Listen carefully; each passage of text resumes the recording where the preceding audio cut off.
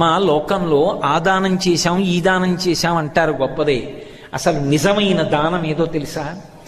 గొప్ప దానాలు చేసిన వ్యక్తిగా కీర్తింపబడేవాడు ఎవడో తెలుసా? మహాదాత అని కీర్తింపబలిచిన వాడు ఓర్పు కలిగినవాడు.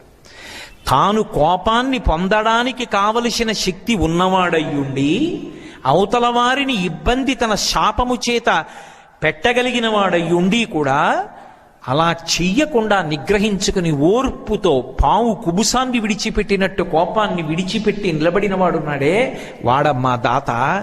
వాడు చేసిన దానం ఎవరు చెయ్యరు. ఎందుకని మీరు ఆలోచించండి. వాయువుని వీళ్ళు కానీ శపించారనుకోండి, నువ్వు అంతటా వ్యాపించావని కదా నీకు ఈ గర్వం, అందుకు కదా మాతో ఇలా మాట్లాడి ప్రవర్తించావు, నీకు వ్యాపకత్వము లేకుండుగాక అని ఒక మాట అన్నారనుకోండి.